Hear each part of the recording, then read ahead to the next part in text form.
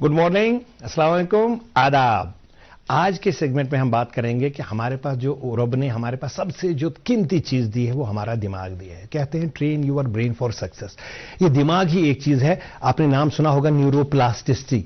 Neuro mean neurons और plasticity neuro plastic हैं। It is the only malleable जिसको हम स्ट्रेच कर सकते हैं। इसको कैसे कर सकते हैं? अगर हम जिम में जाते हैं, अगर फिजिकल बॉडी बनानी हो तो हम जिम में चले जाते हैं। जब इन पे मसल्स पे जोर आ जाता तो मसल्स डेवलप हो जाते हैं। इसी तरीके से अगर हम दिमाग पे थोड़ा जोर देंगे तो दिमाग पे कैसे जोर देंगे, हमारे न्यूरॉन्स को हम कैसे स्टिमुलेट करेंगे? Because brain training revise the brain so that it can function fast and efficiently then ever before. वो कैसे किया जा सकता है? उसमें न्यूरोबिक्स हैं, उसमें क्रिप्टोग्राम्स है, उसमें लॉजिक, रिडल, रीजनिंग बच्चे को, बिकॉज वो स्टिमुलेशन चाहिए बच्चे को। अब बच्चे को हम बोलते हैं बेटा 1 इंग्लिश में बोलो, उर्दू हिंदी में बोलो 2।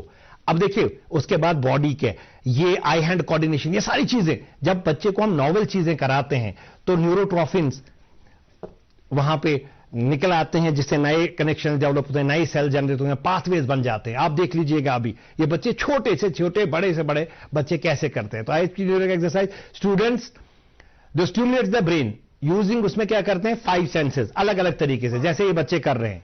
आप कोशिश करेंगे, आपसे नहीं होगा। आप कोशिश करेंगे, ये आपसे नहीं होगा, अभी नहीं होगा, बाद में होगा, क्योंकि बच्चों को हम इमीडिएट। अब ये देखिए आवाज इनकी सुनिएगा, बच्चे जैसे 1 2 3 4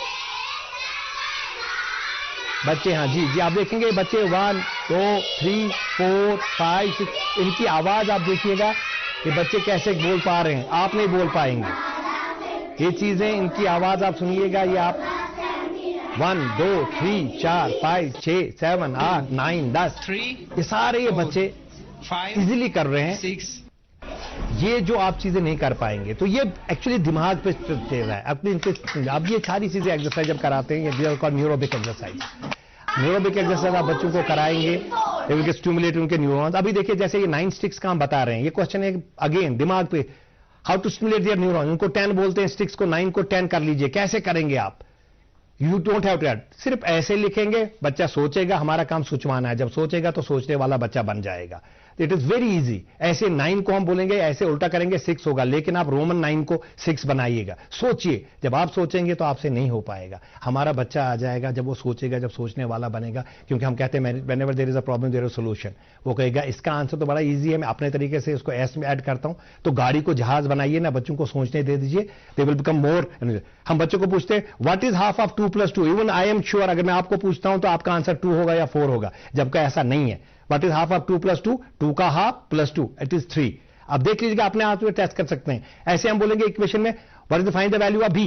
a + b अगर 10 है, b + c 7 है, c + a 11 है, तो b कितना है? बच्चे सोचते हैं, उनको फिर बाद में हम सिखाते भी हैं। जब वो सोचने के बाद थक जाते हैं, हम बोलते हैं बेटा a + b + c 2 bar a 2 bar a 2 bar c है। या टोटल जब ऐड करेंगे 28 आ जाता है, इसका हाफ है 14, तो इसका मतलब a + b + c 14 है। तो a और b तो 10 है, तो इसका मतलब c हमारा फिर हमारा 4 है। अगर c 4 है तो a हमारा कितना होगा? 7। अगर C 7, अगर C फिर 7 है तो B कितना होगा? 3 होगा।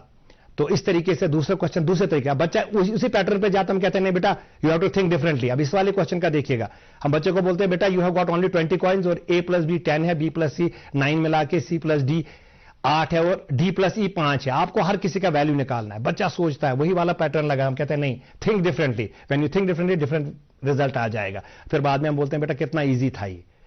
a + b तो 10 है, c + d 8 है, तो टोटल 20 है, 18 तो यही निकले, इसका मतलब e 5 है। e 5 है तो d तो फिर 3 होगा। इस तरीके से नंबर सीरीज बच्चों को कराते हैं। ये देखिए, ये हम 12th के बाद सिखाते हैं। 11 से 7 ऐड किए 18, उसको 9 ऐड किए 27, उसको 11 किए 31, उसको 13 ऐड किए, बच्चा बोलेगा 52।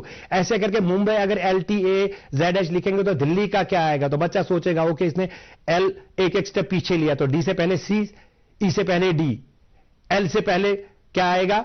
वो आएगा K, और इस तरीके से K और H से पहले क्या आएगा?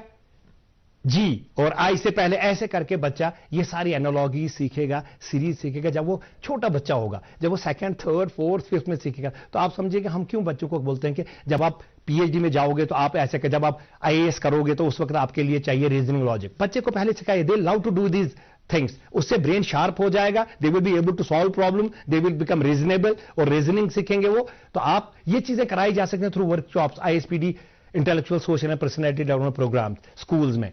और आज आप मुझे दे दीजिए इजाजत और आप देखते रहिए गुड मॉर्निंग J&K।